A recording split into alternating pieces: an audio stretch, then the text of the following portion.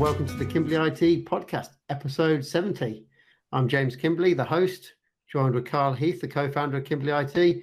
And this week we have a super special guest, Kevin Verde, who's cloud evangelist at Onix Networking Corp, based in the US. How are you doing, Kevin? Very good. Thanks for having me, James and Kyle. Excited to be here. Super. Where is Onix based? Is that in Texas as well? We're actually based in a little sort of suburb of Cleveland, Ohio, called Lakewood, Ohio. It's a really cute little community outside of Cleveland, and it's a great spot for an IT company. Fantastic. And you specialize in Google Cloud as well, just similar to us, but with enterprise companies. We do, exactly. We were the first Google enterprise company with the Google Search Appliance. I think 2003 is when we started with that. And it's definitely worth listening to the rest of this podcast because you're going to tell us all about Whirlpool, and because you guys brought Whirlpool to Google Workspace, as it's called now. It's a great story. Stay tuned for sure. Straight into the recap we'll go into then. So we actually onboarded a new client. Was it this weekend that we onboarded? It was the previous weekend. Yeah. So it's a storage company. So they have they provide the racking for warehouses and things like that around the UK. They're based in Exeter, and they wanted to go to Google Workspace from Microsoft Office. Nice thing was it was a really quick turnaround because they didn't have that much data, so migrating it across was very easy to do. And then on the go live day on Monday, I actually did the training for them in the morning, and then I gave them a little recap training earlier this week. And the thing is, it was kind of a last minute move because of the lockdown and stuff like that, and they've just got it. They've got. Normally, we find that it takes a bit of time for people to move from Outlook to Gmail, around about a month before it clicks in your head and you get it. But they've just got it, and they've fallen in love with it already. The time saving. So that's a super story to start off with. Next big update was the UniFi WiFi deployment at a care home in Kent. So we have a care home client that we speak about quite frequently. And the original deployment was meant to be about a month ago, but as the deployment team went down and hit the M42, which is the motorway that runs around the outside of London, Kevin, they got a call from the NHS track and trace saying that one of them had been nearby somebody who'd been diagnosed with COVID. So because they're going to a care home, it was lucky that it happened before they arrived at the care home that they got the call, but it did require them turning around, driving back and isolating for 14 days before we could go in. And the deployment took place last week, but do you want to explain the problem with that deployment? And they had to go back down there today as well, didn't they, to finish it off? Yeah, the problem that came with that deployment was when we opened the boxes on site, and of course we hadn't been able to go to site because it's care home and it's locked down, we were missing 7 access points. Now, normally when you do this and you bought from a supplier and it's a month since you bought it, I was like, right, I'll never get a refund on this. I'll never get this back. Eventually, I got hold of the manager at the supplier, and you know what? They said to me, Carl, I've checked the CCTV. We didn't pack it. Absolutely our mistake. Shipped it next day delivery, pre-8 o'clock, and paid me the refund that day. So big kudos. I'm going to give a shout out. Kudos to broadbandbuyer.com and the manager who sorted me out. That's how you deal with a mistake with a customer. Excellent job from them. And I love the fact they checked the CCTV, so they saw that it had been mispacked. That was really good. Good use of technology. That's impressive. You kept that part quiet. You hadn't shared that with me that they'd been after the CCTV to double check. Well, you've got to save something for the day, James. Yeah, exactly. Well done. I thought you'd like surprise. I do. We can, because I was saying we're not going to buy them off them ever again, but now that's all changed. We'll buy off them all the time. Yeah, don't let me find another supplier. I'm curious, tracing, like we're not doing that really very much here, so I don't want to derail the conversation, but I'm fascinated. I feel like we have not a very coordinated strategy in the US about contact tracing for this. Is it working? Yeah. We have an app on our mobile phones as well, which is using the Apple or the Google API. So if you're too close to each other, so you can, if you have a positive check, you can go onto the app and notify the app, and then it will notify other people that are nearby you on the phone. I think it's based on if you're within 2 meters for between 5 and 50, within a 2 meter distance for more than 5 or 15 minutes, and then it will work out if it should alert people or not. With these guys, though, it was just a track and trace in that I think I don't know the full details, but this wasn't done via the app. This was done via the NHS giving them a call in that they'd been to a venue where they'd recorded that they'd been to the same venue as someone else, and that's different as well. That's law. If you get called by track and trace, it's the law. You have to self-isolate. If the app goes off, it's your choice. I mean, obviously, they couldn't tell it, but those are the differences. Because they had it on the BBC News this morning, Jamie, they were interviewing people, and unfortunately, well, it depends on how they persuade it, but there were a lot of people who don't trust it. Tin hat foil wearers and all that rubbish that goes on. The interesting thing is now that Boris Johnson's gone back into isolation, yep. They're now going to try and reduce the isolation time. So it's slightly different. So you don't so you don't have to stay in there for 14 days. So all of a sudden the Prime Minister's isolated again, and now they're going to try and change how long you have to be isolated for. Wow, interesting. Yeah, because we don't talk about tracing here at all in Texas. I think some states are doing it, but it's just, I just haven't encountered it. So it's fascinating. It seems like a smart idea. I kind of wish we would do it. It's on the app. It's all based on QR code. So if you go somewhere, you scan in the QR code, and you're logged in and being at that venue. We have the luxury of a centralized government system, which you do not, and I know what chaos that causes. 50 ways of doing something.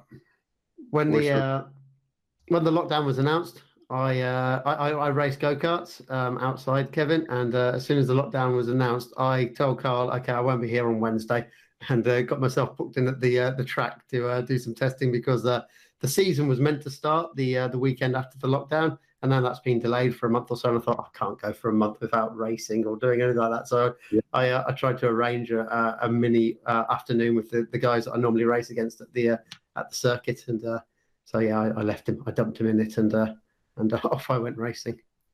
I don't want to make this the COVID show, but are you guys back racing? Are you able to do that now, or is it still? No, oddly, you can't get more isolated in a sport than motor racing with your helmet on and your protective gear. But no, you can't do it, because apparently you might still catch COVID somehow from racing. The rules are all cock a hoop. Yeah, I'd have thought James's game seems sensible. Golf again seems sensible, but that's not allowed to get. Nobody knows. No government knows. They've thrown a 4-week lockdown in so they can try and get away with Christmas, because they know that basically the British public are just going to have Christmas. If there's one thing the British public will have, it's the opportunity to get drunk at their party time of the year. And they're, we're as full on as a Texan is over their gun rights about getting drunk at Christmas. So that's going to happen. Gotcha. That makes sense. Yeah. Well, I'm in the city there's a lot of cities that claim this, but we're the live music capital of the world. So it's a lot of people really love music, and the venues are really struggling. And that's the one thing I really miss here is getting those venues, live music. But hopefully we'll be back before too long. Have you got drive-in cinema taking place over there? Drive-in movie? Yeah. There's a few that are starting to catch on a little bit more. They've been around for a while, but now they're kind of renewed interest. Yeah, we're doing a little bit of that. I was thinking that. I thought maybe there was an increase in that, because that's something you visualize in the movies from the 60s and 70s over in America, people going to drive-in movies. I thought maybe they'll start coming back more frequently until the vaccine is rolled out. Yeah, I think I see a lot of press about that. I think there is a big resurgence in that for sure, which makes sense. Have you ever been to one, Carl? Drive-in movie? I tried to once when I was touring down the East Coast. Yeah, I tried to do it when I was in North Carolina, but it just wasn't on the right day, because I was going from New York down to Miami, so I had a schedule and I just couldn't fit it in. But yeah, they totally exist. Very popular, and we just don't have them, which is madness, because we've got loads of fields, so I can't see why not.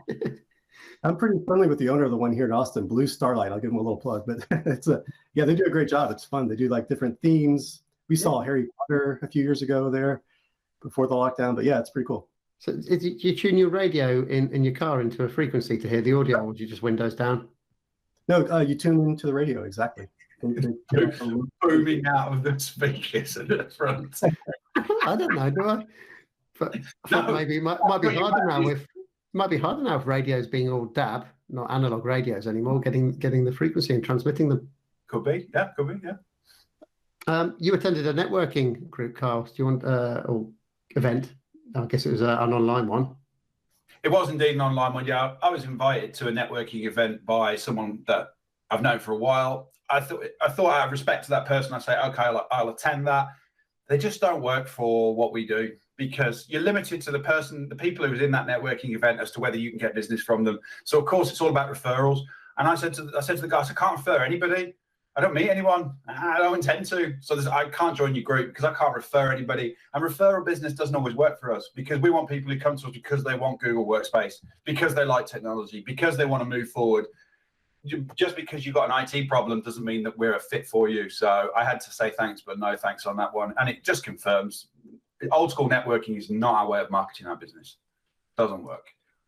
No, we like to put our content out here, like with this podcast and stuff like that, so people get to know us and our personality. So they're 90% sold before they come to talk to us in the video call for the final 10%. So it's all about content for us. What is the number one lead source for you guys? It's a mixture of inbound contacts, and LinkedIn, and just getting conversations going on there. LinkedIn is basically the new way of networking, and because we've been doing it for such a long time, we've kind of got pretty good at it. And it's literally just starting conversations in there and just having a reason to talk. And then a lot of people on LinkedIn will just go into the sale immediately, like just straight up, here's what I want to pitch you and sell you. And it doesn't work in the UK. People will just say, just block you or whatever. You can't go straight in with a pitch on in the UK. I don't know if it's different in the US. In the UK, you've got to build up a friendly relationship. You've essentially got to hide what your motives are. Like, let's be friends. Let's talk about a book or a podcast that we've spoken about, or something along those lines. And then you go, oh, by the way, when you were sending that email and it was like it bounced back or whatever, well, maybe you should try this sort of thing. And that's how you get into it. Is it the same over in the US, or is it more? I've always found the US to be more. I like the US style. It's just like let's get this business done. Let's just do this deal, and it's much more open and straight. But in the UK, it's totally different mentality about it. I mean, I think there is maybe a little bit more directness, but I also think we're human and we like contact and genuine connections with people. So I think there's still some of that. I think it makes sense if you can do both. If you can have a relationship and a genuine connection, I think it's even better. But yeah, I think we may be a little bit more direct in that sense. I find, James, an American will generally tell you no. That's the difference. An American will say, no, buddy, but thanks very much. Loved it, but it's not for me. Whereas in England, they'll just disappear and never speak to you again. They'll do anything not to say no. But move house, move to Glasgow, change address, whatever they can possibly do so that they don't have to say no. Yeah, that's true. British people can't say no. Kevin, I see that you installed, because we use UniFi, and that's what we did in the nursing homes that we installed some Wi-Fi, and I can see that you've installed it at your home, and you've got the Amplify alien router along with a mesh network at some family houses. You've got a great connection now, so it looks like it's working good. It works great. It's we remodeled a house, and it was like time to rethink how we could do the wiring, and I was going to do a full mesh network, and I was talked out of it. I was told it makes more sense to use the wired access points. You can get better throughput, less lag, and I was like, sure, we're going to remodel anyways. Let's go ahead and do it. So I went with his recommendation, and it's been great. You can control it to a really high level. It's easy to do. I have it set up with a IoT network that's sort of separate from my main network, so I can segregate traffic. Good. Yeah, we're full Google everything. Like I'm looking at Google Lock here. I've got the Google Nest. I got Google cameras. It's all Google everywhere, so I can segregate that out, and it's been brilliant. It's been really, really good. I like it. And then the Alien is a little more user friendly. It's a little. It is a mesh network, and it was in a house that it was actually my father-in-law couldn't remodel it, so we threw that up, and it's completely over-engineered. It's got this touch screen on this device, and it's really beautiful. It's quite expensive actually, but it's good tech too, though. It's super easy. I was able to prioritize video traffic whenever we're all working, because we're all at remote school, remote work. And also just restrict timing for my kids can't use it at night or whatever. Super easy, super turnkey. So yeah, I'm a big fan of those product lines. They're good stuff. Carl and I, we use Google Nest Wi-Fi, those meshes at home. Oh. We've even experimented with one of those in a business, an accountancy firm, and it's surprising how many devices that can handle before you get any issues at all with it. It was handling probably. You got 30 computers, and you got everyone's else mobile phone, so at least 60 devices, and no issues with it at all. So it was just really just to see how much it could take, and it's still going. It's install. I mean, it's just plug it in and go, pretty much. That's amazing. Kevin, would you have the Amazon drone that flies around your house with a camera when it comes out? Will you indulge that? James wants it. I don't know. I might. It's definitely one of the things it's my personality to try things like that for sure. I love drones, by the way. I have one that I love, and yeah, I could definitely see myself doing that. We want to get them and stick them in clients' offices. So when they have a support problem, we can just get the drone up to fly up and look at the back of it. It's like a cable issue on the back of the monitor that you can't see. Fly around, and just the theatrics of it will be just amazing. We're living in the future. You did kicked off a large out of office project. Do you want to tell us about that, Kevin? Yes, yeah. I'm not sure I can mention the client, but it's a well-known technology company here in the U.S. and we're seeing more and more uptake of these companies that say, look, we're really in on Google. We're going to go full Google. They're calling their project Google First, and we have all these Microsoft Office licenses, and we like to refer to that as legacy technology, and we've been able to dislodge Microsoft Office from a lot of large organizations, and this is another one that's, they want to see what they can do to collaborate better, because there's some great, obviously you guys, I don't have to sell you guys on Google, but there's also a ton of cost savings. If we can take out the Office 365 licenses, we find that we can often remove up to 80%, and even in large organizations, large old school organizations like Whirlpool's over 100 years old, and they were able to get rid of almost 80% of their Microsoft Office license spend, which just results in 8 figures of savings. It's huge, it's significant. So yeah, we're kicking off this project. I think we kicked it off last week officially, but it's super exciting, and we expect to do a lot more of these types of projects soon. So yeah, we can get into a little more details if you want to, especially on the Whirlpool project, because we've kind of closed that out. We gave a Google Next talk on that topic a couple of years ago. So I was the project manager for that for a while, so I have some pretty good insight on that side. Super. Looking forward to the interview section coming up after the news section that we've got next. So the first news item is about Alan Turing, and some lady over in the US back in 1984 renamed herself Julia Turing, and she essentially fooled a school, Sherborne School, into giving her documents, which she then took back to her home in Colorado, and they weren't found until 2018.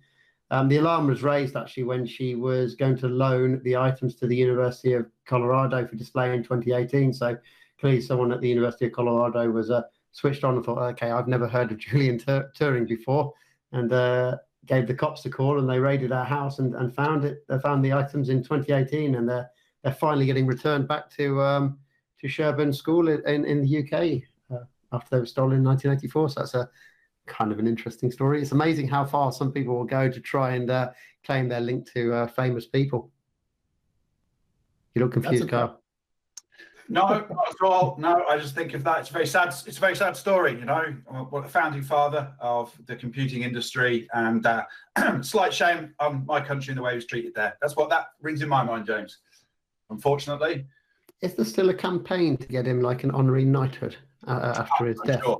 Yeah, I'm sure there is, to get a posthumous something or other for him. Yeah, because we basically sent him to his own death by the way we treated people in those days. But yeah, it's good that something's been found, and it is amazing how somebody can stash something away like that and kept it hidden for all that time.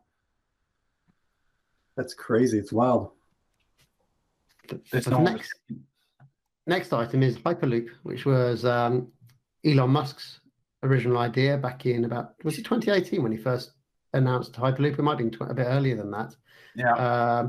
Because he wasn't annoyed by the traffic in LA, and he thought, it'd be so much easier if we start building tunnels underneath the ground, because all of a sudden you turn a 2D map that a road network runs on into a 3D map, because you can go lower and higher. So Virgin Hyperloop is the company owned by Richard Branson, who's also based off Elon Musk's idea. They're doing their own Hyperloop. And for the first time ever, 2 people have now rode a Hyperloop through nearly an airless tube of 100 miles per hour. However, I'm reading this and some of what the critics say, I'm not too sure that these Hyperloops will ever become a thing. I think there's some serious technical problems there. The highlights of this article was maintaining high speeds at such importance. What do you happen if there's an earthquake while people are going through it? Because you've got your hypertube underneath the ground, and because it's vacuumed as well. If the seal on the vacuum breaks on that tube, you've got some other other issues and that people are going to come from. Because remember, Jeremy Clarkson says it's not how fast you go that kills you; it's how quickly you come to a stop that gets you. And that could happen when the vacuum gets broken. But the other thing was just the cost of this stuff. So it's between 9 billion and 13 billion, and that's basically equivalent of either $84 million or $121 million per mile just to build the thing. And it doesn't look like it's mass transit either, because they have the Virgin one, I think, is going to only hold about 28 people in the carriage that goes through it. Yeah. This also Go on, Kevin. Oh, I was going to say, I don't think the speed is that impressive. Is this like a test speed? Does it go faster? Because that's high-speed rail faster now, doesn't it? That's the test speed. They say they could take it up to 700 plus miles an hour. Okay, that's where it gets interesting. Okay. Yeah, 760 miles per hour in reality, but they're just doing 100 miles at the moment. But it just doesn't look like it's feasible, really, because I don't know how you're going to build that into something that's going to be big enough to take significant traffic off the road. To be fair, the pandemic's done that better than anything else. That's what I was going to say, James. This is pre-COVID technology. COVID has killed the concept of mass transit for some time, maybe permanently. It'll never be the same. I don't see how many of these budget airlines are going to recover enough for us to be able to say, I can take a cheap holiday to Europe, like I used to. Just don't see it happening again. It's not feasible. It's the era of that is disappearing. I didn't read the article, but it popped up in my newsfeed earlier. It's also questions about the underground or the subway in the US. Like, are people going to want to ride that afterwards? Because the one place you do catch viruses, even when there isn't a pandemic round, is when you're stuck in a tube carriage and surrounded by people, and there's not any decent airflow down there underground. So, like you said, this seems like it's now a pre-COVID technology Hyperloop, and it probably won't be that much useful if it ever becomes commercialized. What do you think, Kevin? Well, I mean, there's long distance, and then there's short distance mass transit. I don't know, mass transit in the U.S., especially in Texas, is pretty weak. So I don't see it really. The uptake is going to be tough. But I definitely like the idea of the high speed rail travel. I feel like maybe it seems impractical now, but probably when the Wright brothers were flying their plane, people were like, this will never carry, mass people, So maybe it just needs a couple iterations, and, maybe a decade from now, we have, 800-mile-an-hour train rides, from state to state. We have a lot of ground to cover here in the U.S. Maybe it would, I don't know, be feasible, but I hope it is. I don't know. I like train travel. We can get into the interview in a little while, but I spent about 4 years living in Europe, and I don't know, I kind of miss, that's one of the things I miss about being over there is the wide access to rail travel, which just doesn't exist here. So I wonder if it'd be easier just to do the Japanese style rather, maglev trains. That's what the bullet train is. Yeah. And how fast is that? Isn't that like 300 miles an hour or something? It's yeah. But I imagine you could probably get it faster. Bit more aerodynamics in the design. Change some things. I imagine you can get those trains to go significantly faster as well. Yeah, I don't know what they'll ever do in this country, because it seems impossible to run a rail network in this country profitably without either fleecing all the passengers or going out of business. It just seems impossible to achieve in this country. For some reason, Europe manages it all over the shop. But mostly, I guess that's because it's nationalised in most of Europe, or at least part nationalised. But likewise, it's again, the beforehand, people would be willing to go on a train to meet somebody just because they didn't want to do this. They were scared of talking in a camera down a thing. I suspect there's a lot of people now who won't even bother going back on trains either, or mass transit, because one thing I've always thought, Kevin, the problem with video calling initially was it always shows you that little preview window before you join a call. And that makes people who aren't confident in themselves nervous of going on the camera. And that's why I imagine you get a lot of people who turn their camera off when they see that preview window. I think if you remove the preview window and just threw everyone into the chat video call, I think people will just accept it more and have got used to it. Now because of pandemics, everyone's got used to it. But previously, I think if you'd got rid of that preview window, a lot more people would opt for video calls, because we've often had it where we want to have a video call with a client and they go, no, come over, and we'll have some coffee together or something like that. So, to be honest, I don't really want to drive 40 minutes for a half an hour meeting when we can do on a video call. So again, change the dynamics. We're talking about meeting spaces with Google, Meet hardware, and how they're redefining rooms to make them, bigger for less people, as this carries on. Google is not requiring their folks to go into the office, I think, for the next year. I think I read that. Yeah. Companies are doing that.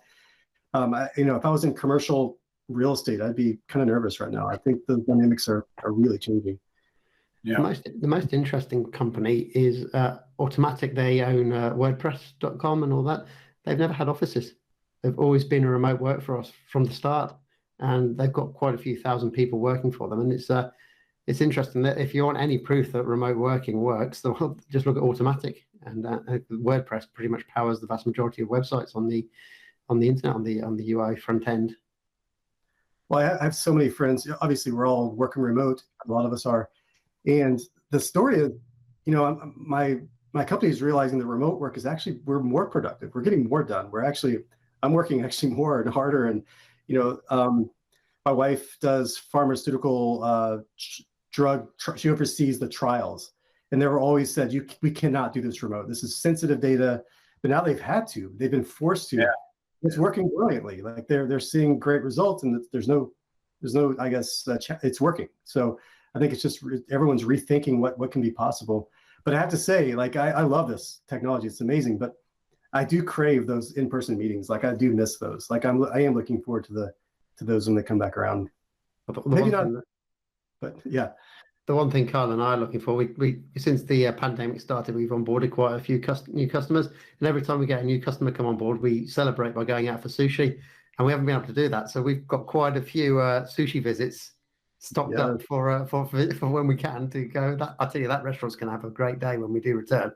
For the amount of money they're going to make. Yeah, I had to resort to making my own sushi, at least my own rolls, which were all right. They were enough to hold me. I could get my wasabi and soy sauce and pickled ginger fix with the right rice. It was good fun as well, actually, making that. It's good. Nice. Wow, that seems like a challenge. That's impressive. Yeah, you get on Amazon, Kevin, and you can get the Japanese rice from Japan, from Amazon. And it's really not that hard. You just need the seaweed sheet, rolling sheet, and crack on and have a go. It's really quite good fun. I even got my kids involved with it. They enjoyed doing it. It was good. I'll give that a try. That's a great idea. Yeah, nice. Next story is about Spotify, and Spotify is going to dominate podcasting. So they've picked up the biggest ad network, which is called Megaphone, the biggest ad network for podcasts. So Megaphone is interesting in that it does live inserting of adverts. So a lot of podcasts will have, if you listen to them, they've either got where the presenter's actually talking to you about a product, or they've got pre-roll and stuff like that. And if you go back 6 months later, the same advert will be there. But with Megaphone, it can change that advert and insert a live advert during that time, based on your preferences, of course, from all the tracking that's happened. Spotify has now acquired that as well, so they got the most advanced ad network there, along with their own technology. But it seems like all the other big tech companies are just ignoring podcasts and just letting Spotify just clean up the whole thing, because they've got your favorite guy, Joe Rogan. They've acquired him, and it's like the golden era of podcasts is over. In that previously it was basically open source podcasts where you could listen to whatever podcast you want on any network. But there's definitely stuff that's going to be Spotify exclusives now, or premium content that you have to pay for. Yeah, I think the content is king, and Netflix proved that by building out their powerhouse just by investing heavily into content. So their IO content still matters. And yeah, I think podcasting, when it started off, I'm sure you know the history with RSS feeds, and I think Adam Curry, like the MTV guy. It's interesting because it was kind of hard. Like it feels a little fiddly. Like I don't see we got to lower the bar and make it super easy, like turn it on like Netflix. And I think that's what Spotify's doing, and I'm sure they're gonna knock it out of the park, I bet. Yeah, they do make it a lot easier like that, James, because I open Spotify app, and either Joe Rogan or the Wire podcast that I like is just there. You just thumb on it, bosh, it's done. Nice little tile on the screen, dead easy to do, and it does make it simple. I think it's because Luminary hasn't worked out. I think that's why they're watching to see, because Luminary didn't really work with charging. Oh, Luminary was that podcasting app where you had to subscribe to it. Yeah, that's right. And it's not really taken off. So I think people are watching to see, will Spotify win? Spotify, I think, is also doing it because it's to get people into the app so they go and listen to music as well, and then subscribe to the music thing. It's interesting if you think about it, because I don't know if you remember, Kevin, but Google originally had an app called Google Listen, which was a podcasting app from. It was junk, but it was like one of the first podcasting apps. But and then it's like with RSS feeds when they kill Google Reader, they just sort of ignore that, and then they come back afterwards. Now they've got Google Podcasts built into the Assistant. Google Podcasts on the Assistant is interesting. So BBC podcasts, you can't get some of them on Google Podcasts because BBC blocked them, because apparently Google doesn't share enough data with podcast makers of listening data and stuff like that. So yeah, I would move to be Google Podcasts if I could, but there's one BBC news program that I listen to called Wake Up to Money. It's one each morning about the economy and stuff like that. Can't get it on a Google Podcast, so I currently use Pocket Casts as my app, which I've used for a long time. I've got a lifetime membership of that one because it's a paid-for app. But yeah, I always find it weird how Google's always there and then they disappear for a while and then they come back. What podcast are you using, Kevin? Yeah, I use Pocket Cast a lot. I've started using Spotify recently too, though. Yeah, I have a membership to Pocket Cast, or about the app, I guess. Yeah, I kind of like the Spotify model, though. Just make it easier. And I also like the concept. You subscribe and listen to the whole thing.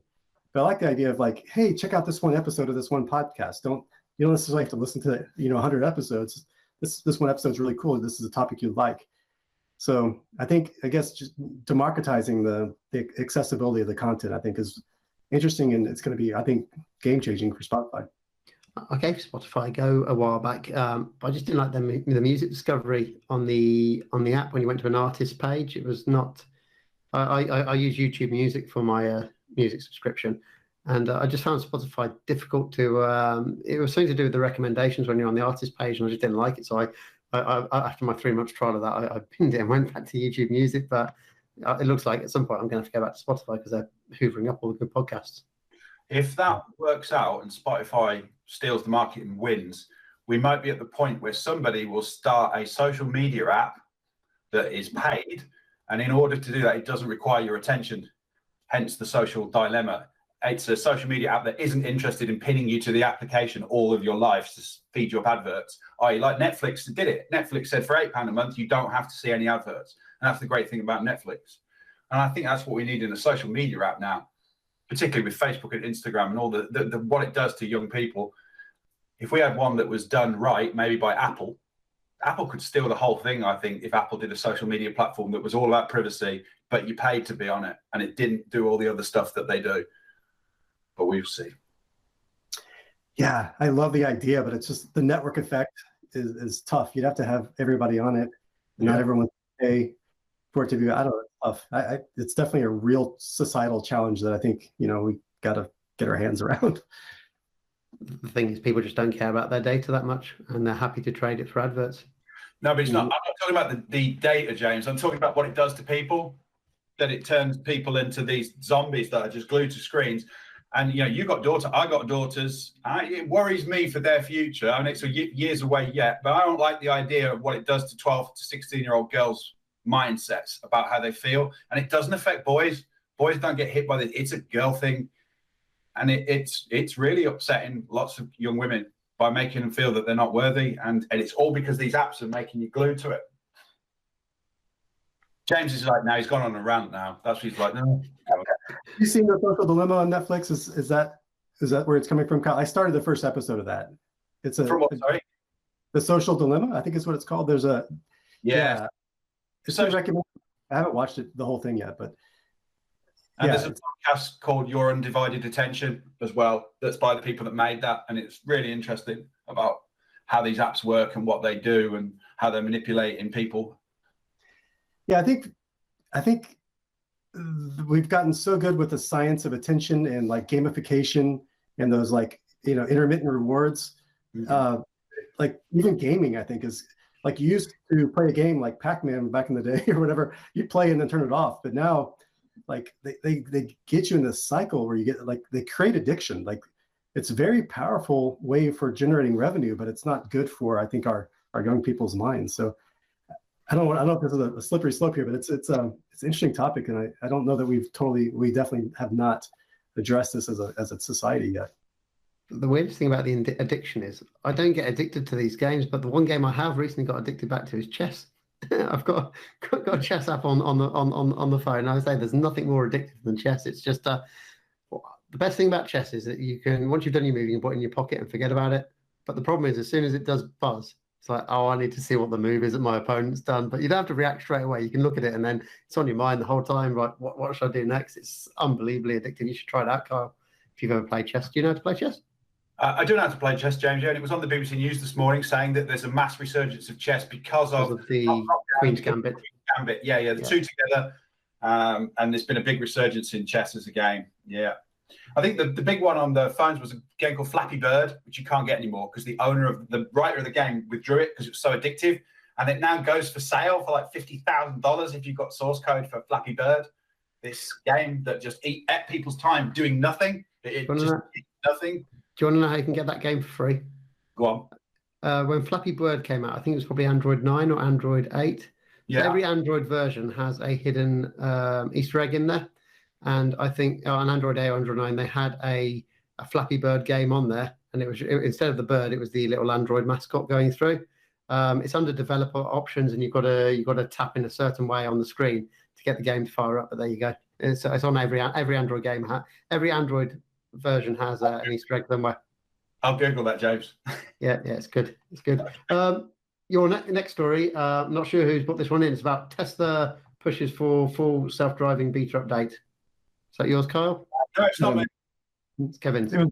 It was me. I just threw it in there because I'm just fascinated by the implications of self-driving, the use of AI and machine learning to make these decisions. I wonder about my 4-year-old. I don't think she's going to have to drive a car if she doesn't want to. I'm not sure if the timeline is exactly Elon's timeline because he makes it seem like it's going to come out tomorrow. But within the next few years, for sure, this is going to have a big impact on society. I think it's going to save thousands of lives because people are addicted to their phones, like we talked about. They're texting while they're driving. They're distracted. They're tired. It's going to change society in a really big way, I think. So I'm fascinated by what he's doing. For sure, it's interesting as well because in the UK, there's none of the cities are grid layouts. It's all just random, as you know. So I suspect fully automated driving will happen on the motorways, the highways first, because it's basically an enclosed area, so it's very simple. When it comes into cities, that's the interesting part. Especially if a grid system, I imagine, is a bit easier for a car to navigate than the random spaghetti systems that we have, roads everywhere. But there's some things that are interesting that I was reading is, for example, like, will the roads need to be enclosed? Because if it's an automated car, why do I need to wait for the pedestrian crossing? I can just walk across here because I know your car's going to do whatever it wants, whatever it can to stop. Likewise, if a cat or an animal runs out, animals are pretty clever. They'll get to notice that actually, whenever I go out, it could be like a pigeon is eating some roadkill. I don't need to move anymore because I know that these cars are going to stop. So I'll just stay here and eat this rather than in the past where they'd always fly off or get out of the way. But there are things about, do the roads now need to be enclosed because it's so easy to manipulate an automated car to do something that you don't really want it to do. You can't enclose roads. It means impractical, completely impractical in the United Kingdom or anywhere to do that. It'd be basically like you'd have to turn the roads into a racetrack where you have like concrete barriers along the side of the pavement, so people just can't randomly walk into the road. Have you seen the new beta version? Have you seen like the videos for what it can do now in like city streets? Not just highways, but it's turning, it's making yielding, going around construction. It's like right now we're driving with our brains and our 2 eyes. This has 8 eyes and a machine network behind it. I don't know. I think it's. I wouldn't limit it to not being able to do that. I think it could in relatively soon, I think. Did you see the footage, Kevin, where it showed you what the Tesla sees while it's driving? Absolutely unbelievable. The computer recognizing oil slick, wet road, a deviation in the camber of the road. Absolutely phenomenal. It was seeing further in the distance than you could see with your eye because the narrator says, right, it's seen this. We can't see it yet, but we will see it in a moment, and then it sees ahead of us. James has always said, what will happen is I'll walk into the road and I'll just stand there and I won't move because I don't want to. And then what is the car going to do? The passenger going to get out and shout at the person in the street who's going, "Hey, I'm not moving," who's drunk, or they're just going to stand there going, "Not moving," like that. And the car, I was reading an article. I think it might have been based on Volvo's concept of the technology, and it's to add some unpredictability to it, to the AI. So sometimes it could have like a light, I think you call it over in America, a fender bender, just a light one, just like nudge or something like that, just so that humans don't program it into their heads that you expect you know what this car is going to go. So there's a slight bit of uncertainty in there, just so that you can't play the system and play with the car. So it may accelerate at different speeds, brake slightly differently, do some slightly different movements, just so you can't start to recognize a pattern in how it's working. I just wonder, like over there, are people just driving cars into animals and people all the time there? Is that No. different? I mean, you're going to stop, right? I could imagine it, say if you're driving through, Birmingham's a big city near us. If you're driving through Birmingham city centre car, and there's lots of people, if they know that all the cars are just going to, those people aren't going to go and use the pedestrian crossing, they're just going to walk out in between the shops. But what's different? Like, stop now? Aren't people stopping for random people on the road? Yeah, I guess the difference is you can't be certain if that car is going to stop. If it's an automated one, there's like a 99.9% chance that car is definitely going to stop. While when it's a human, it's probably like a 70%, 80% chance that car is going to stop. Yeah, I mean, what do we teach our children? We would not teach our children, oh, it's okay, just walk out in the road, because most times they'll stop. They're not going to run you over, because you just don't. You teach your daughter to never cross the road unless there's nothing coming, and because it's your children, of course, but that's what you teach them. So yeah, James has got a point. I do know something though. None of our children will have to get oily, horrible diesel hand ever again. By the time they're old enough to drive, that'll be gone. So they won't have to worry about that one. That's true. But yeah, they probably won't even drive either. Yeah, it'll just be either. I mean, imagine Uber when they don't have to employ the driver. Boom. Well, game changer. I do look forward to being able to just sit in the car and it driving me there, not having to slop and slow for traffic and all that. At least I could do something in the back of the car while it's driving. Oh, me too. And I can't imagine how many times have all of us driven back from somewhere because we're tired for an airport flight, whatever, and you're too tired. You know you're too tired, but you got to drive it. You got to go home. Now you just go to sleep. Way better. But I mean, have you seen the highway death statistics? It's crazy how many people die every year for this. Like I think it's really going to save thousands of lives. I think there'll be some balance issues, like you've heard the whole railway moral dilemma for an automated car. Yeah. I mean, there's a lot of those edge things to think about, but on the whole, I mean, there's no way that it can't be better than a very distractible human or a very tired human or whatever. So I'm excited about it. Yeah, it's not going to be tough and it's not going to get drunk. Exactly. Let's move on to the interview then. Okay. All about you, Kevin. So, Kevin, tell us a bit about your backstory, how you got to where you are at the moment with Onix Group. Sure. I'll try to make it brief, but always been into technology. Got my first computer at 13, which, I won't say my age, but that was a long time ago. So I started programming when I was 13 or 14. I taught myself C with a book. I was really passionate about technology.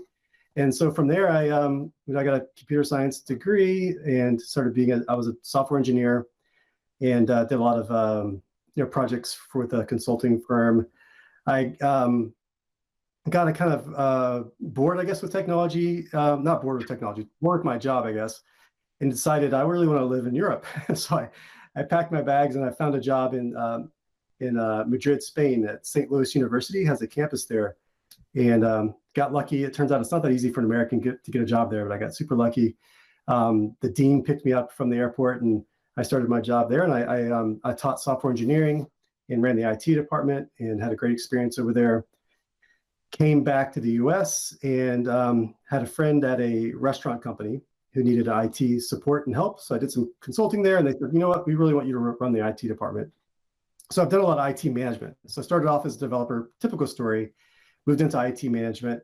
And then this is a fairly large restaurant company in the US. It's the highest average unit volume of the fast food chains in the US. It's called Jason's Deli, but it's they're about, I think, 250 locations at this point. But it really gave me a really broad look at technology. And this is pre-cloud. So we're running our distribution center, we're running our order taking system, our back-end data, accounting, like all these different systems. And I feel like it was just a lot of pressure to keep the lights on. And when cloud started happening, it was really like, wow, so I'm dealing with email servers right now, but I can hand off this, like I've managed Exchange servers before, and I don't know, I've been up late, solving major issues where I'm, like the sweating, like, oh my God, I'm about to lose everyone's data, like, things are, not going that well. And then like, wow, we have this company with Google that's far more secure than my company will ever be able to be, with far more resources to make sure the data is protected, far more research to make sure that's up and running. So we decided we're one of the early Google customers because, we all loved our Gmail accounts at the time, and Google had this enterprise version that we could try. And there were a few missing features, but they were starting to come on and get better and better. So I just saw the light. I was like, wow, this is great. I can focus more on strategic things with IT, and really, moving the needle more strategically as opposed to keeping the lights on. And that's where kind of put me down the path of that technology. But I've also just been super, passionate with technology and the web. I remember seeing the websites becoming static and then becoming more functional, especially with like Java widgets and things like that. I just was just fascinated how that, you could actually do something with the web and not just be, just reading data. So we adopted that. We were one of the test pilot companies for the CR48 Chromebooks, which were the first Chromebooks that came out. Yeah, Google came to us and said, look, you guys are really into our platform. We all wanted to try and get our hands on those, and we're just jealous of everyone else who did have one. It was brilliant. This guy reached out to us, and his name, I actually remember his name. His name was Cyrus Mystery. He's still at Google. Super nice guy. He's like, I have 200 laptops. Do you want them? So I was like, yes. Yeah, we'll try those things. So, we had a really good success with them. They work great out of the box. They've gotten so much better. I love my Chromebook. To me, turnkey, full lifecycle IT or full lifecycle device management out of the box is just brilliant. So I feel like any enterprise, if they aren't evaluating Chromebooks, they should be. Like it's just a brilliant device. Again, why worry about keeping the lights on or keeping these desktops working when you can think about more strategic things? Especially with parallels coming to Chrome OS as well. Yeah, the limitations are just fewer and fewer, and moving everything to the cloud anyways, there's little reason to stay on these, again, legacy devices. So then, let's see, I'm trying to skip around. Consulting, Google, got bored with that job, and I met some folks at my current company, Onix. And, I'm super passionate about the Google ecosystem, love what they're doing. I actually had an account at Writely, which was, I don't know if you remember Writely, it's what became Google Docs. So I've been in that system forever. And they said, hey, we'd love to bring you on. And it's been an amazing ride. We're super innovative in the Google ecosystem, super close with Google. And we have my last company at Jason's was a very customer-friendly, customer-first mentality. Super, whatever the customer wants, we will bend over backwards. And that's kind of how Onix is too. And I think that's what kind of drew me to Onix, is that we do anything we can to make sure our customers are successful. Our customer CSAT scores are currently at 97%. Our scores are off the charts because we have that kind of mentality. So it kind of fit with my mentality too. Like, I want to work for a company that really, really is passionate and cares about customers. And then we've gone from there. So I have a very varied role in my current role. I work with marketing. I work with the sales team. I work with our delivery team. I sponsor some of the projects. I've project managed some of the projects. I'm working on some new partnerships in the cloud. There's some really interesting new technologies that complement Google really well. I spun up our Slack partnership. We're one of the first Slack partners now. So yeah, I love the variation and the dynamicness, getting to see my customers' problems and helping them, do amazing things and transform the way they work with these tools. So I see that you're also involved in a non-profit houseofgenius.org. Are you still helping those guys, or? I am. It's a really fun thing. I'll give you a process. So we get about 20 to 22 people in a room. Well, we used to do it in a room. We're doing it virtually now, but we get 20 people in a room who've never met each other. You come to one session only. You're only invited to one, which is unique. This is like a networking event, but we're not asking you to actually join anything. And we give feedback to 2 or 3 startups. But the premise is that startups fail at an alarmingly high rate. Like, what can they do to come together to give support to these startups so that they fail less? So these startups present what they're working on, present their challenges, in this random group of people, again, who've never met each other, and there's no introductions until the end. So you have no idea who the person is who's sitting next to you. They give feedback to these startups from their perspective. And at the end, there's introductions, and you learn, okay, they're the lawyer, they're the doctor. We've had amazing, car salesmen, firemen, programmers, but that doesn't taint the conversation. It's like a meritocracy of ideas, and people leave the meetings just, super pumped and excited. The startups get amazing feedback. And I, as one of the organizers, it's like a classroom. Like I get to learn all the challenges startups are facing, how, different perspectives on how to address those challenges. We actually have one in London. It's going strong. I started the one in Austin, which was the second one, because my friend started the first one in Boulder, Colorado. So you're like a co-founder of this houseofgenius.org. Yeah. And it's been a lot of fun. Like I said, it's like a classroom. They're all volunteers. It's a good way. We meet a lot of great companies. It's definitely led to some, we talked about work leads, I guess, but it's led to some opportunities, which is great. So it's a good way, I imagine. I guess it's a good way as well to get a bit of an investment in early doors if it's a really good idea that comes through. Absolutely, that's happened. Happened.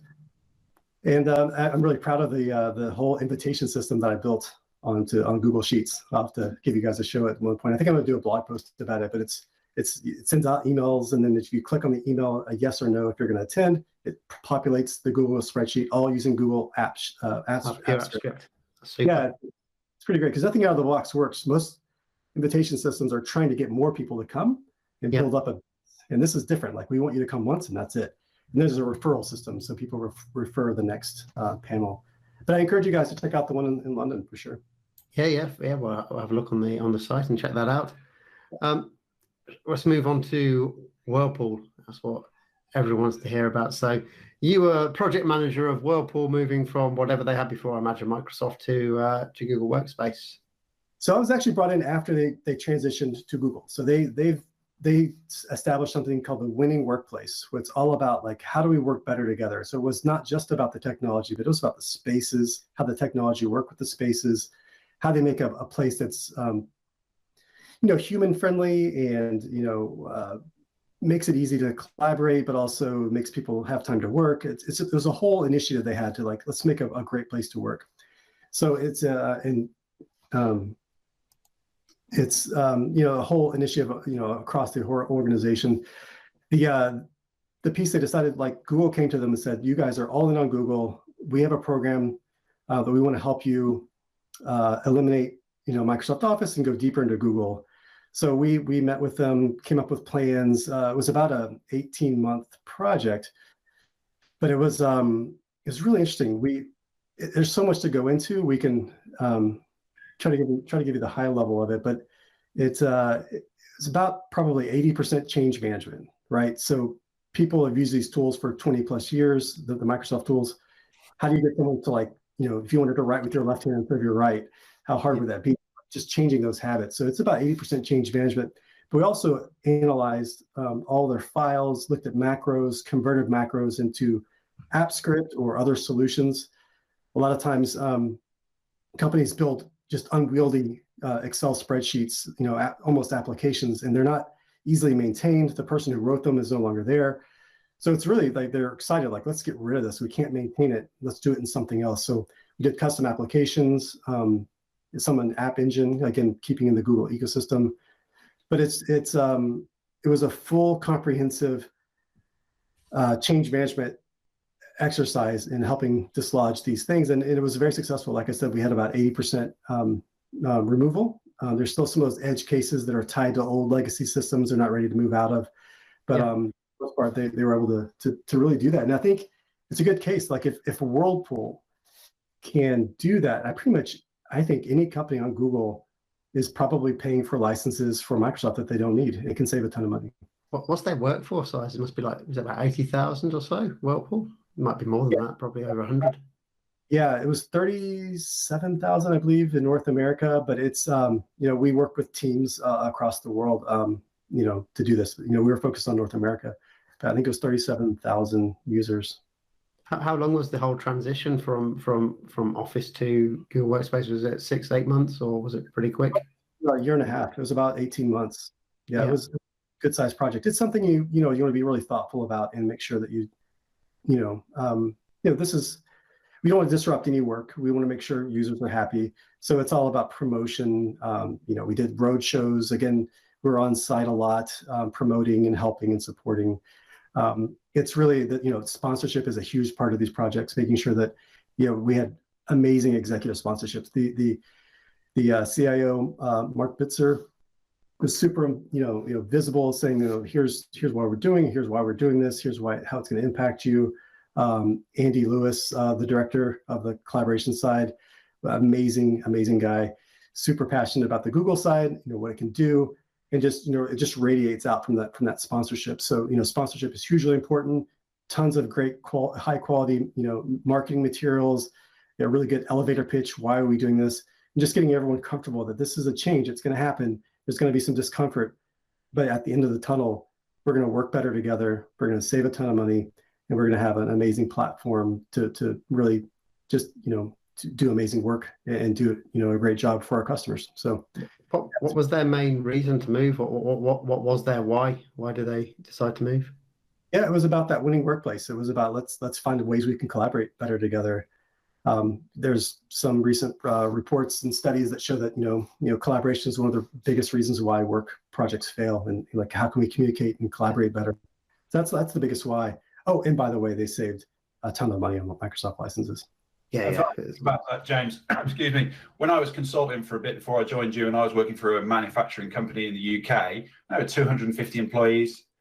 And they were constantly talking, because I was with the MD, constantly talking about what's going to be the thing that's going to differentiate us from the competition and the break. And they just constantly just looked at sales and cost cutting. And I was there to say, it's the technology. You need to change your technology. You're really far behind. You've got servers, you've got Windows 7 and Vista. You need to be in the Google space. And unfortunately, it didn't happen because too much fear at the board level to do it. There wasn't enough. There wasn't that sponsorship. They didn't get it. And that tends to be the things, even though we deal with much smaller businesses, companies under 50 users and stuff, the ones that win with us are the ones that go, I'm going to learn, like James described the storage company, excited, enjoying it. And then there are others that are fearful, and can we just hang on to Excel? Can we just keep doing it this way? And it doesn't work. And eventually time's going to catch up with them, because it's going to become like using Windows 98 is the concept of that. It's going to disappear, and you're either going to get left behind, or you need to get on board. But yeah, change management. People are fearful of change, and some will adopt and some won't. Even more so now, because Microsoft, with their Outlook, their web version, they're putting a lot of effort into bringing that up to speed. A lot of new features are rolling out to that, and it's quite clear that they see the end of the desktop version of Outlook not far away. Yeah, absolutely. Microsoft is catching up on the collaboration side, and they will be there for sure, no doubt. But you're absolutely right, Kyle. You can't lead with the money. You have to lead with the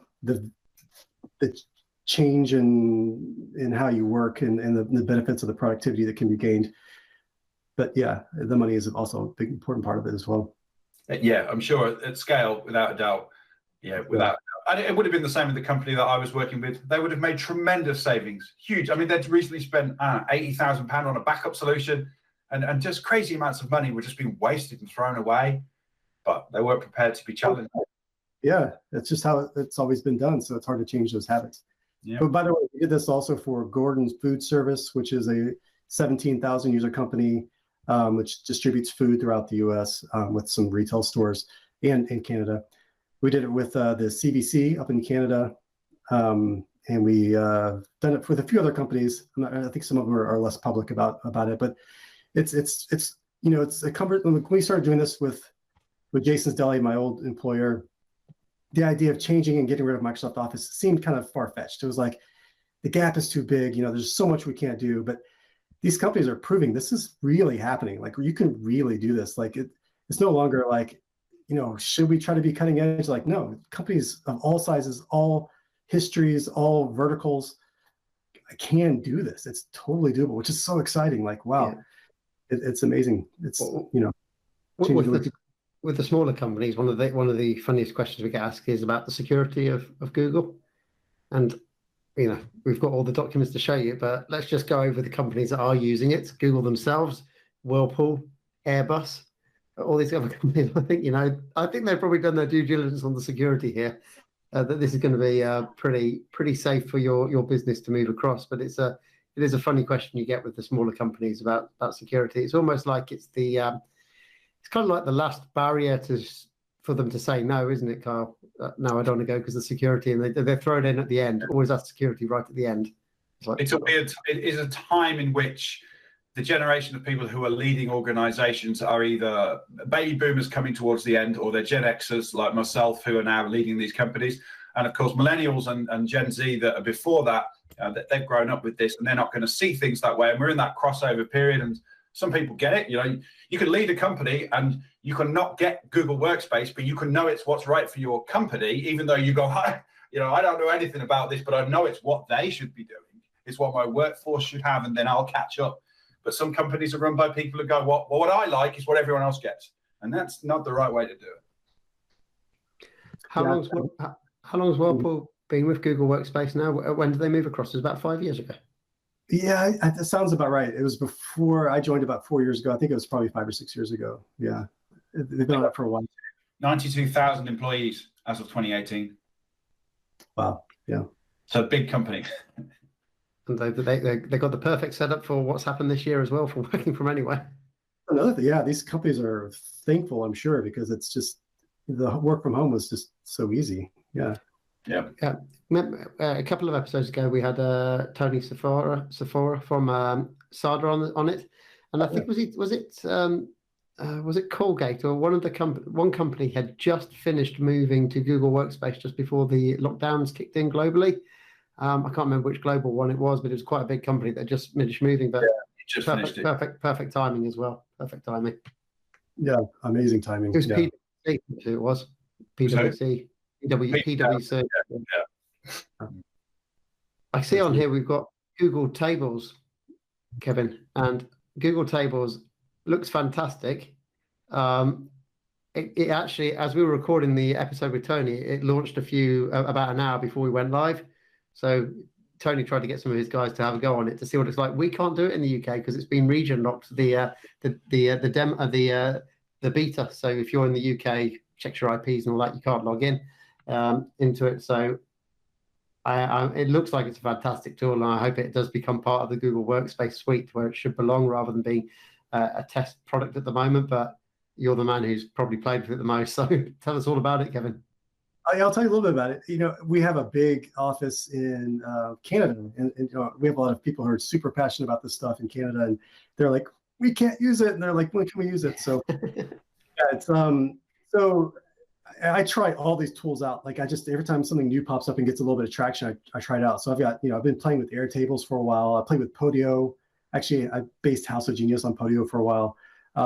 Coda is another one. So it's in that realm. I'm not sure if you've used any of those tools, but it's taking the idea that we take these spreadsheets to do calculations, but we're also using them for applications. What if we build in that application functionality into a spreadsheet as part of the standard base of it? Yeah. Like there's certain views you're always doing. Why not make it really easy? Like click map view, click, something like a pivot table, click like a Kanban type view.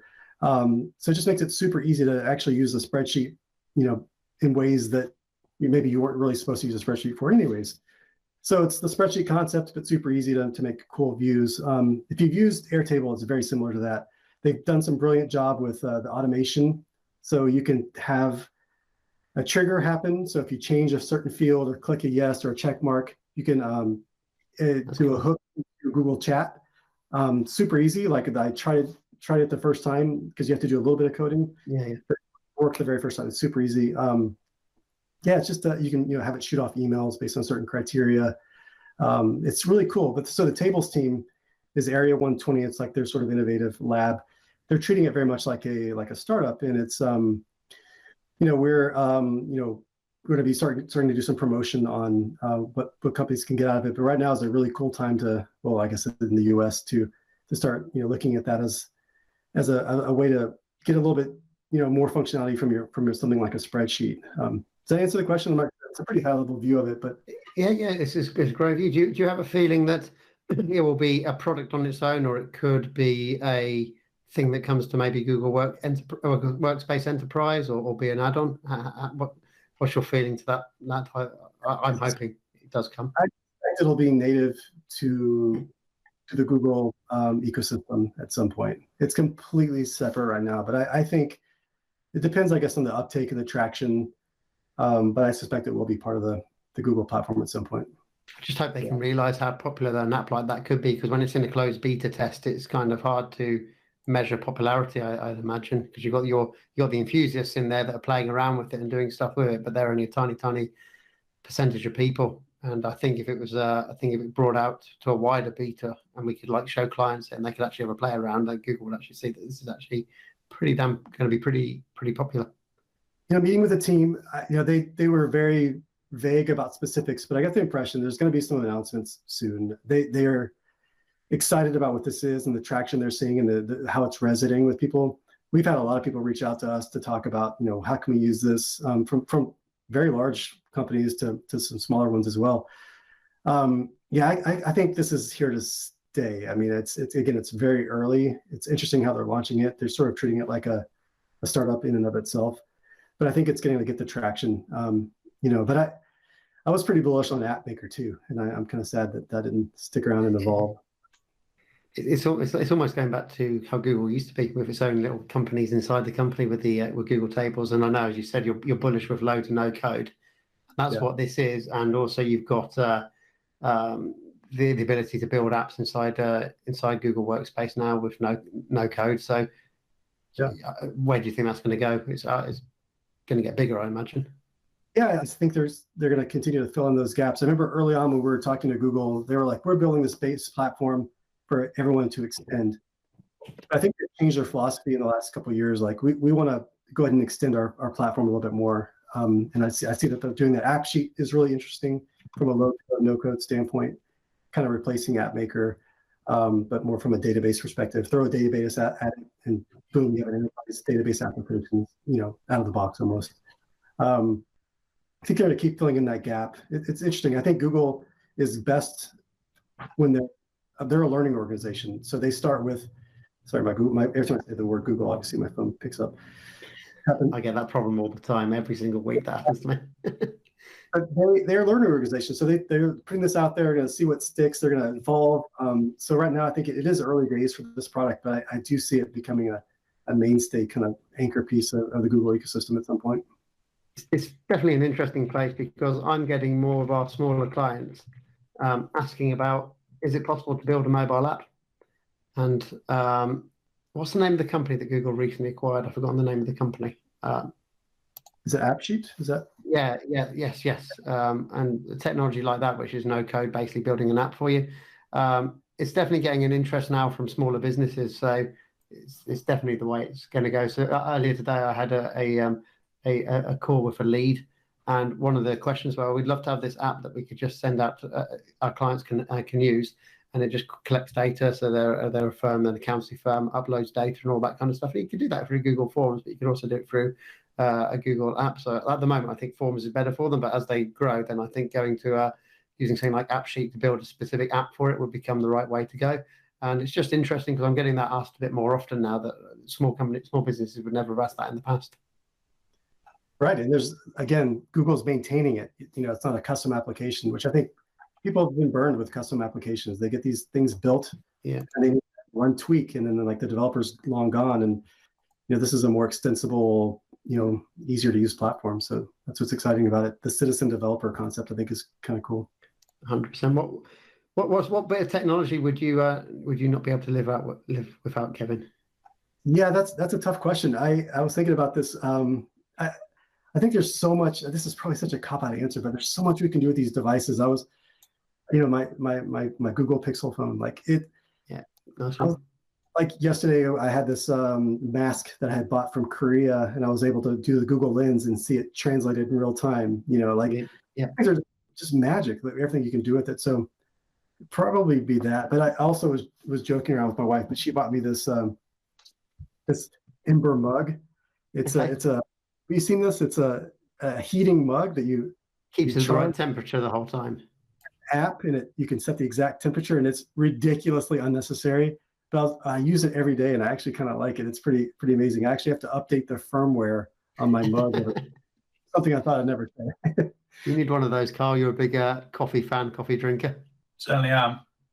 Have you heard of it? Like, it's the craziest thing. It's the thing you think you don't need, and then once it's in your life, you're like, oh my gosh, my coffee's still hot an hour later. You know, That's definitely the craziest firmware update that I've come along with. I thought I've got a vacuum cleaner that does it itself, and doing a firmware update on that. I thought that was getting a bit crazy. The one thing with the vacuum that I do find really interesting is when you do a firmware update, you see how they change the algorithm, because the vacuum will start going around the room slightly differently and doing different calculations and moving in different directions. And it's pretty much the only bit of technology I've got where you can visually see what's been changed by the way it's working its way around the room. Yeah. So I love my mug. What would you say is your favorite bit of technology ever? This could be from your childhood or whenever. Something that changed your life, maybe. It's a bit of technology, excluding the mobile phone, but maybe something a bit younger.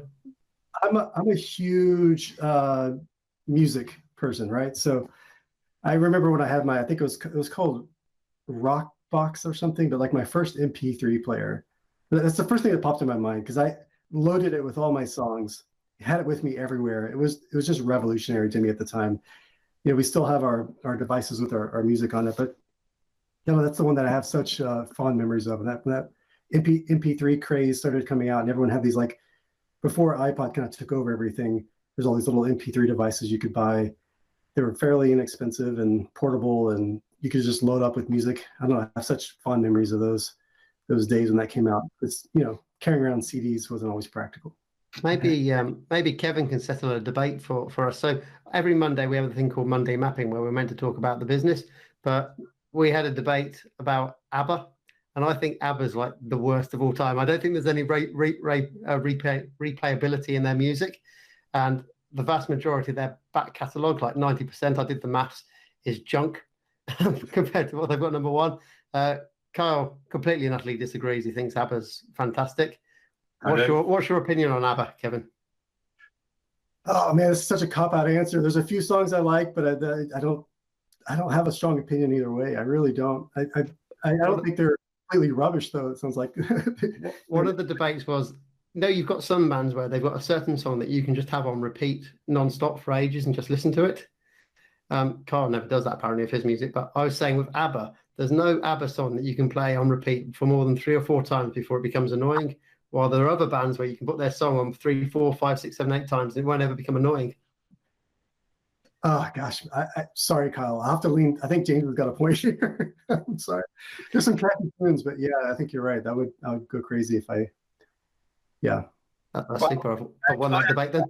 I asked that on my Facebook, and nearly 2 people said they were the same as you, and everybody else said, "No way can I listen to a song back to back. It drives me mad. Never do it." So I still think you're weird doing it, mate. Sorry. Still think it's weird. Listen to an album back to back, yes, but the same song again and again, like 8 times in a row, nah. You do it when you're coding and getting deep into things. You've got a song going, and you just put it on repeat. I reckon no excuses now. Come on. What's the next question? Come on, are we done? We got Kevin, any heroes, famous people that you admire or inspire you? Yeah, so talking about music. All right, so I can judge you on Abba. You can judge me. I'll show you my. I'm a huge Prince fan, so here's my Prince wall. But I can kind of close there. Kind of close. I'm a big Michael Jackson fan. Oh, nice. I've actually got the Dangerous album. I've got the signed copy of it. Oh, sweet! Wow. Got that in an auction. Prince is fantastic as well. He's just a multi-instrumentalist, composer, producer with a very unique perspective, and I've always been a huge fan. So, but that's one of my musical heroes. But big fan of like Elon Musk. I feel like people who are charting uncharted territory, breaking ground and accomplishing things with SpaceX and the Boring Company, going by the way, changing the way transportation works. It's just got. Excuse me, guys like that are just like how they're pulling off these things is just amazing. And then when I was thinking about this question, I love magic, so like all my magic heroes popped in my head, like Penn Jillette. I don't know if you know Penn and Teller, and David Blaine and some of these guys. I don't know. I like the idea. I think that's why I think there's something in common with all my heroes. They create something from thin air. There's like a magic to it. Like Elon Musk is to me like a magician in a way, and same. Did you ever hear of a magician called Paul Daniels? No. Paul Daniels was massive in the UK, like in the 80s. 80s, wasn't he? He had a TV show, a kids' TV show, but he was actually a pretty good magician as well. Anyone in the UK, you mentioned Paul Daniels, who's alive in the 80s, yeah, they'll know who Paul Daniels was. Oh, world's greatest magicians, James, in the magic.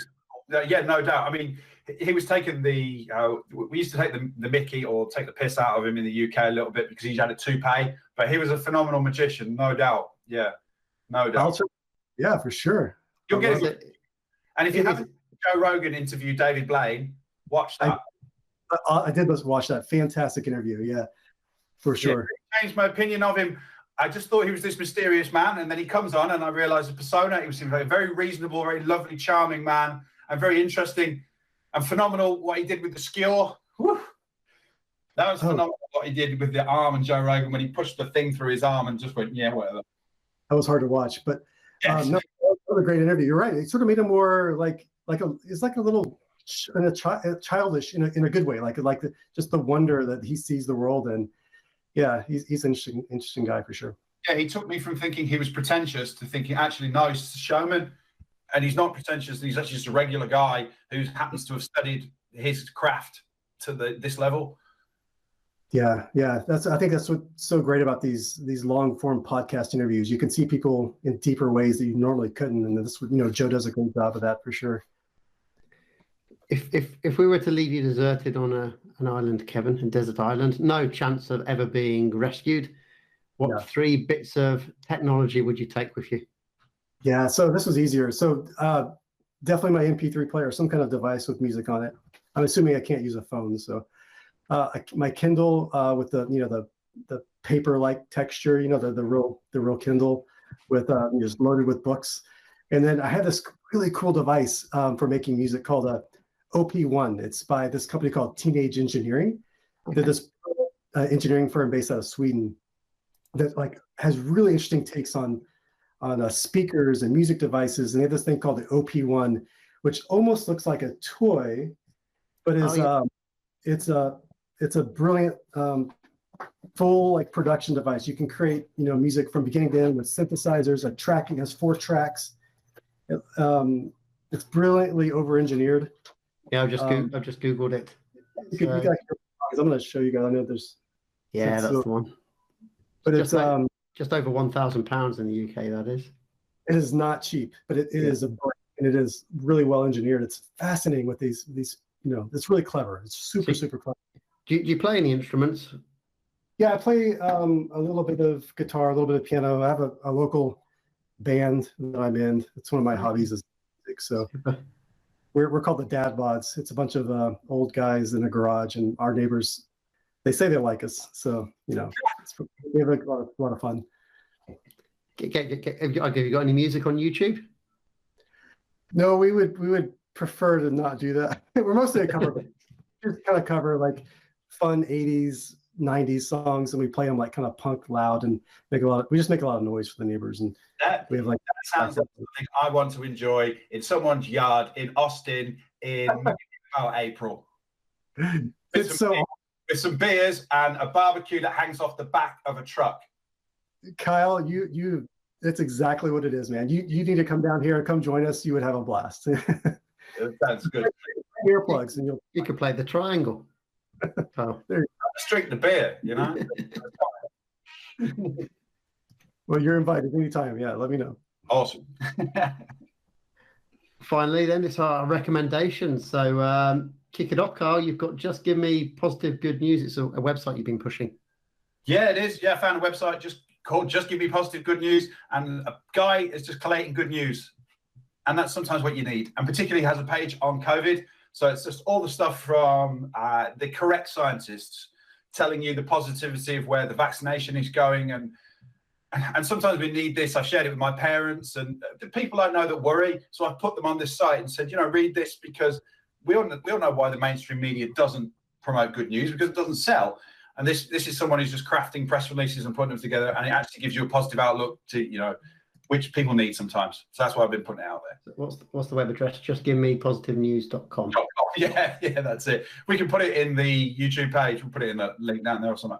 Is it regional, or is it just a global thing, or is it specific if you're in the US, specific in the UK, or is it just more just generic? It's like it's US based to me, James, but I was mostly looking to get good news on COVID, because I read a BBC article that basically, if you read this article, you might want to go out the back garden and just finish yourself off with a shotgun. Because you're making it look like it'll never end, and even if it does, you're going to die anyway. And I was like, I've had enough of this. And then I found this, and I saw the flip side of it, and I'm always going to go with the scientists. I love that, Kyle. That's awesome. BBC's become somewhat of a left-wing Marxist organisation over the last 10 years. Always has to drop the politics in. Every episode, I've got to edit your politics out. My recommendation is Bill Gates has finally got himself a podcast. What do you say, James? When Bill speaks, you should listen. Yeah, that's my saying. When Bill speaks, you should listen. Bill Gates. It's called Bill Gates and Rashida Jones Ask Big Questions. So it's just come out. The first episode got released earlier today, actually, or it might have been yesterday. It's about COVID, because he's very experienced about talking about this stuff and has a lot of knowledge. What I found interesting is he does believe that the traditional office is over for any size business, and it's just a really good listen. I love Bill Gates, and I'm surprised it's taken him such a long time to get into the podcast game, but I'm pleased he's got one now. I'm hoping it's a weekly one. It may be a bit longer because it's quite a researched one, and well done and well produced, unlike this one. So it probably takes a bit long time to develop it. But yeah, if you're a fan of Bill Gates and what he talks about and speaks about, especially with his Gates Foundation, I'd highly recommend subscribing to this podcast. I really enjoyed the first episode, but I am kind of biased because I really love Bill Gates and what he says. Without Bill Gates, company wouldn't exist anyway. To start off with, I needed someone to make computers that would break, so I could fix them. So, have you got anything, Kevin, that you listen to, any decent podcasts? Or this whole Prince fandom, but honestly, the podcast I'm excited about the most right now is the Prince estate has this podcast about the expanded releases that are coming out from his older albums. I was going to ask, have they released anything yet since he died? They've released the Sign of the Times reissue, the 1999 reissue, and the Purple Rain reissue. But it's such lovingly done by some people who are super passionate about his music and his story, and interviews all the people in his life. And I think it may be interesting to people who aren't just Prince fans. I sent it to a friend of mine, and he said he liked it. But it's really well done. Are they podcast? So I'll say that again, Kevin. The Prince Estate podcast. I think something like that. But if you search for that, you'd definitely find it. Have they released any unreleased songs? Are they planning to do that like they've done with Michael Jackson? They've released, gosh, I don't know, probably hundreds. Like, he has such a huge catalog, and rap fans who collect everything. So they've released a ton of really cool stuff. Because he simply used to just record non-stop, didn't he? Thousands of songs, and then he went into self-publishing and things like that. He has what they call the vault, but it's like just literally thousands of songs. Yeah. So I do like Prince. I like playing with Prince every so often. It's good stuff. I can talk about it on a podcast, but I thought I'd just be authentic and share with you guys. Yeah, good. Well, that's the end of the podcast. I really appreciate you coming on, Kevin. Is there anything else you want to chat about before we sign off, or is there any other points you want to bring up, or have we covered it all for you? Just a blast, guys. Thanks for inviting me. I had a lot of fun. I enjoyed talking to you. Again, the invitation to Austin is wide open. So if you're ever down here, let me know. I say, well, get on a plane as soon as we can fly again. We'll be over visiting you guys and Onix. Texas, man.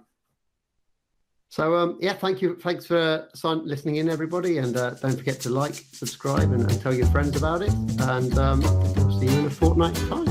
Thank you both for joining. See you later. Yeah. Bye.